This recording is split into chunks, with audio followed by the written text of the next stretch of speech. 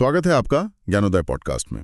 आज हम एक बेहद प्रभावशाली और जीवन बदलने वाले विचार पर गहराई से बात करने जा रहे हैं।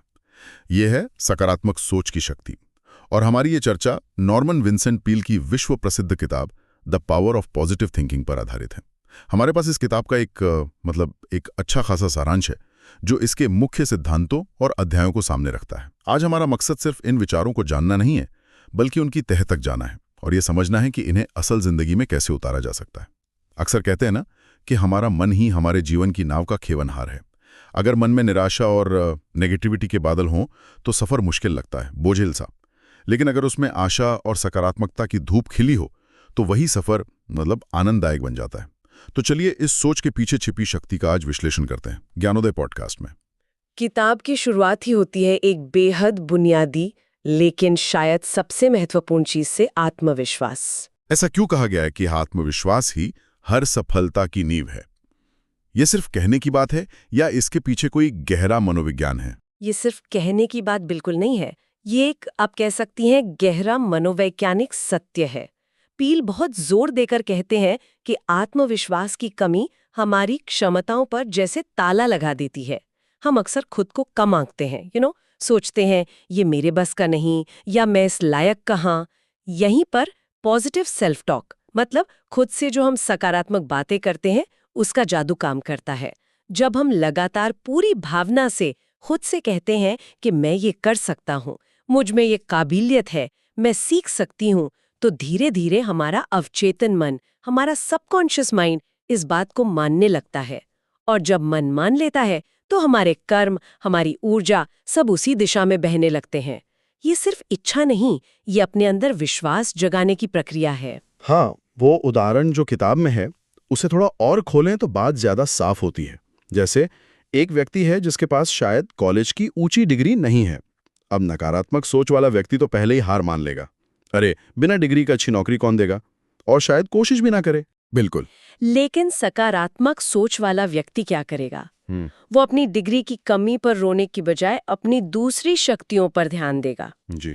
शायद वो बहुत मेहनती है, जल्दी सीखता है, ईमानदार है, लोगों से अच्छा व्यवहार करता है। जी। वो इन गुणों पर विश्वास करके पूरी हिम्मत से कोशिश करेगा। हो सकता है पहली बार में सफलता न मिले, पर उसका आत्मविश्वास उसे बार बार कोशिश करने की ताकत देगा। बिल्कुल सही कहा। और ये आत्मविश्वास सिर्फ बाहरी सफलता के लिए ही नहीं, बल्कि अंदरूनी मजबूती के लिए भी उतना ही जरूरी है। और इसी आत्मविश्वास से जुड़ी है दूसरी महत्वपूर्ण बात, मन की शांति। पील का मानना है कि असली ताकत हंगामे या बेचैनी में नहीं, बल्कि शांत मन में होती है। जी। आप सोचिए, जब मन चिंता, डर या गुस्से से भरा हो तो क्या हम सही फैसले ले पाते हैं? क्या हम कुछ नया सोच पाते हैं? नहीं। ये नकारात्मक भावनाएं हमारी मानसिक ऊर्जा को दीमक की तरह खा जाती हैं, हमें थका देती हैं, अंदर से खोखला कर देती हैं। एक शांत मन ही साफ साफ सोच सकता है, सही निर्णय ले सकता है और क्रिएटिव बन सकता है। लेकिन आज की दुनिया में मन शांत रखना तो जैसे एवरेस्ट चढ़ने जैसा मुश्किल काम लगता है। हर तरफ से सूचनाओं की बमबारी, सोशल मीडिया का दबाव, काम का तनाव, शांति मिले तो कैसे? क्या किताब में इसके लिए कुछ प्रैक्टिकल उपाय बताए गए हैं जो आजकल की लाइफ में पॉसिबल हों? मुश्किल जरूर है, पर पील इसे नामुमकिन नहीं मानते। वो कुछ बहुत ही सरल और व्यवहारिक तरीके सुझाते हैं, जैसे रोज कुछ मिनट प्रार्थना या ध्यान, मेडिटेशन के लिए निकालना। जरूरी नहीं कि घंटों बैठें, बस 5-10 मिनट की शांति भी बहुत फर्क ला सकती है। प्रकृति से जुड़ना, चाहे वो बालकनी में लगे पौधों को पानी देना हो, पास के पार्क में टहलना हो, या सिर्फ खिड़की से बाहर आसमान को देखना ही क्यों ना हो।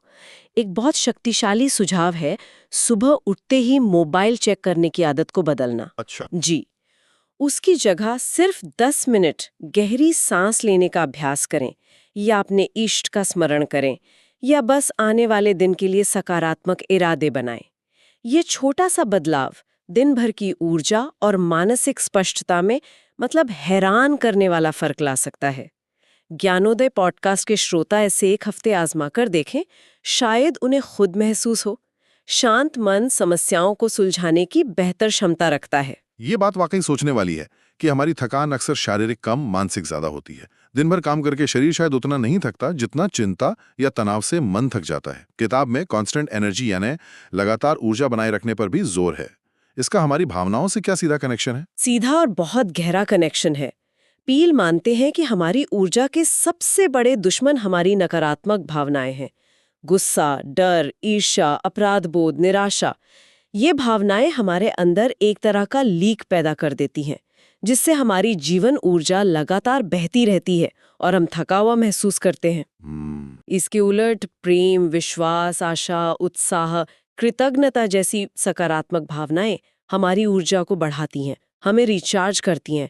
इसे बनाए रखने के लिए उन्होंने बहुत ही दिलचस्प तकनीक बताई है, day tight compartments. Day tight compartments, ये क्या है? जी, यानी दिन को वाटर टाइट डिब्बों की तरह जीना।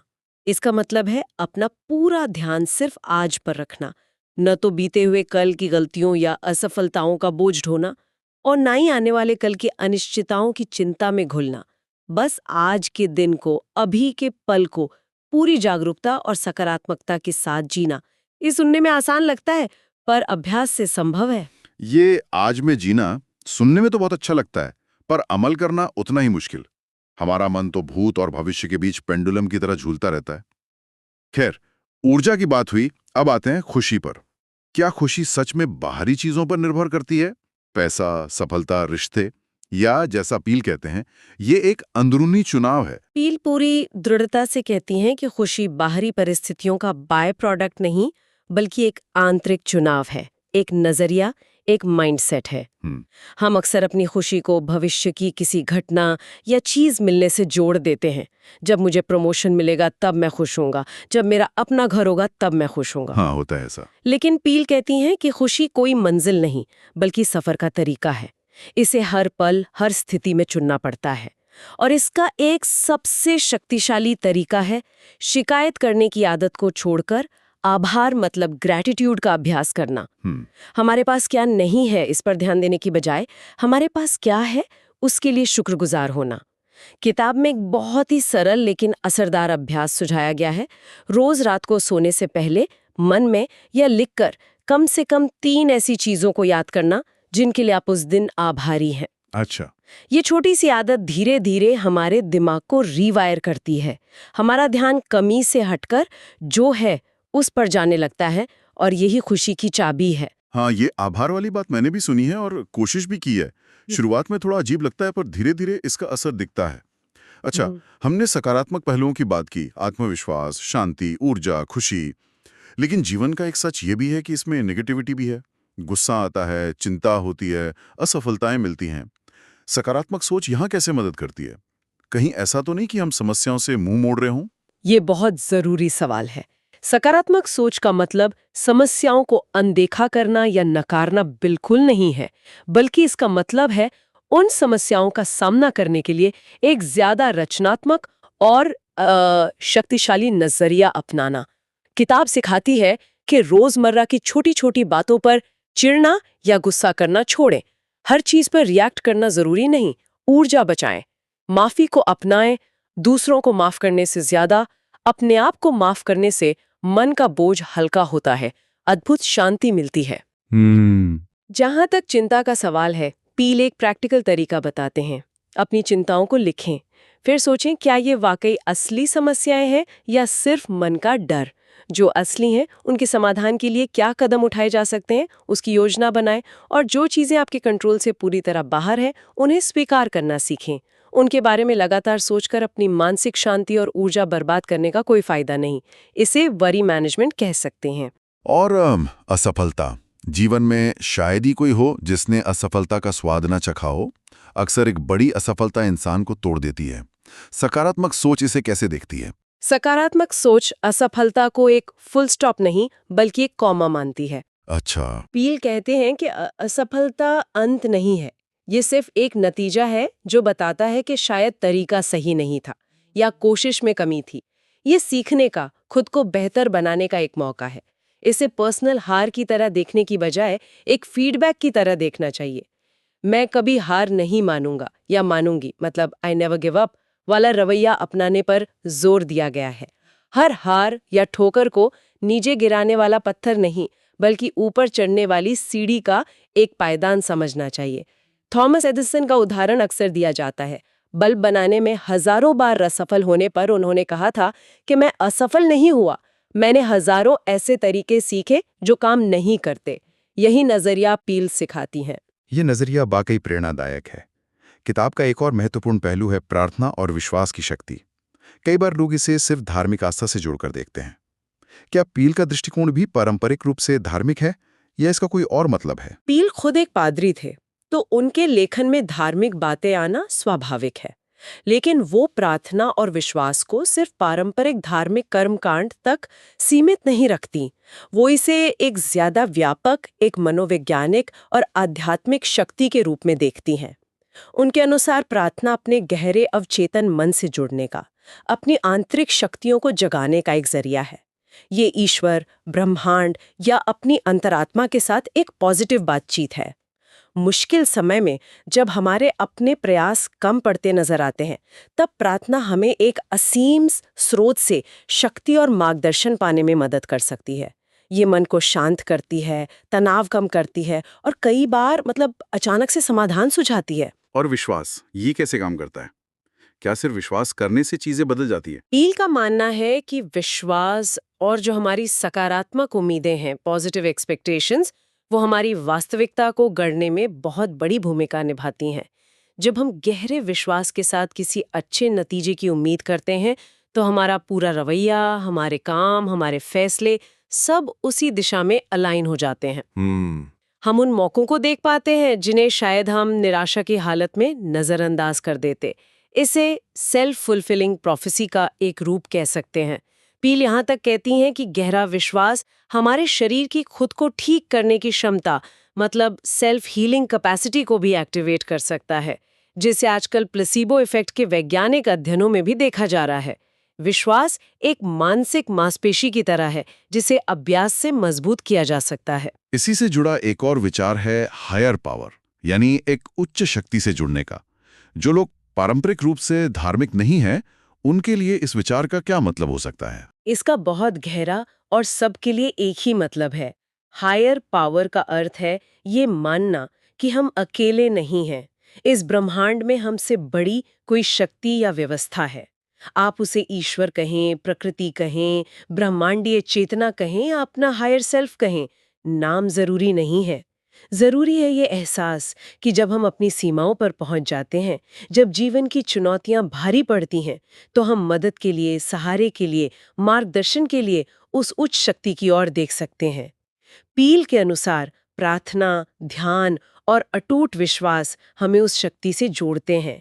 ये जुड़ाव हमें वो अंदरूनी बल और साहस देता है जिससे हम मुश्किल हालात का सामना कर पाते हैं और कई बार असंभव लगने वाले काम भी कर जाते हैं। ये धर्म से परे एक आध्यात्मिक अनुभव है जो हमें विनम्रता और शक्ति दोनों देता है। ज्ञानोदय पॉडकास्ट के माध्यम से हम यही साझा करना चाहते हैं कि ये सिद्धांत किसी खास धर्म तक सीमित नहीं है। तो अगर हम आज की पूरी चर्चा का सार निकालें तो नॉर्मन विंसेंट पील की ये किताब हमें सिखाती है कि सकारात्मक सोच सिर्फ अच्छा महसूस करने के बारे में नहीं है। यह एक प्रैक्टिकल तरीका है जिससे हम आत्मविश्वास जगा सकते हैं, मन की शांति पा सकते हैं, अपनी ऊर्जा बढ़ा सकते हैं, खुशी को चुन सकते हैं, नेगेटिविटी और असफलताओं का बेहतर ढंग से सामना कर सकते हैं और प्रार्थना व विश्वास के जरिए एक गहरी आंतरिक शक्ति से जुड़ सकते हैं। ये सब मिलकर हमें न सिर्फ अपनी समस्याओं को हल करने में मदद करते हैं, बल्कि एक ज़्यादा भरपूर, ऊर्जावान और उद्देश्यपूर्ण जीवन जीने की राह दिखाते हैं। तो ये थे नॉर्मन विंसेंट पील की क्लासिक किताब the power of positive thinking के कुछ बेहद महत्वपूर्ण और परिवर्तनकारी विचार। जैसा हमने इस चर्चा में महसूस किया, यह सिर्फ पढ़ने की किताब नहीं बल्कि अपनाने का एक जीवन दर्शन है। बिल्कुल। और सबसे शक्तिशाली बात यह है कि ये हमें याद दिलाती है कि बदलाव की शुरुआत हमेशा हमारे अंदर, हमारे विचारों से होती है। हमारी बाहरी दुनिया काफी हद तक हमारी भीतरी दुनिया का ही आईना होती है। अपनी सोच को बदलकर हम अपनी परिस्थितियों को बदलने की दिशा में पहला और सबसे जरूरी कदम उठाते हैं। शक्ति कहीं बाहर नहीं, हमारे अपने मन में ही है। आज की इस गहरी बातचीत के बाद सभी सुनने वालों के लिए एक सोचने वाला सवाल छोड़ जाते हैं। अगर आज चर्चा किए गए इन सभी शक्तिशाली सिद्धांतों में से, जैसे आत्मविश्वास बढ़ाना, मन को शांत रखना, आभार व्यक्त करना, चिंता को नियंत्रित करना, असफलता से सीखना या प्रार्थना और विश्वास को अपनाना, सिर्फ एक सिद्धांत को चुनना हो जिसे आज से ही पूरी ईमानदारी और लगन के साथ जीवन में उतारना हो, तो वो कौन सा एक सिद्धांत होगा जो आपके अनुसार किसी के जीवन में सबसे बड़ा, सबसे सकारात्मक बदलाव ला सकता है? इस पर जरूर सोचेगा। अगर आपको ज्ञानोदय पॉडकास्ट का ये एपिसोड अच्छा लगा हो तो इसे लाइक, शेयर और सब्सक्राइब जरूर करें। कमेंट में बताइए कि इस पॉडकास्ट का कौन सा हिस्सा आपको सबसे अच्छा लगा या किस विचार ने आपको सबसे ज्यादा सोचने पर मजबूर किया। और हमें यह भी बताइए कि आप किस किताब या किस विषय पर अगला पॉडकास्ट सुनना चाहेंगे। आपके सुझाव हमारे लिए बहुत महत्वपूर्ण हैं। अगले एपिसोड में फिर मिलेंगे एक नए ज्ञानवर्धक विषय के साथ। तब तक सकारात्मक सोच अपनाते रहें।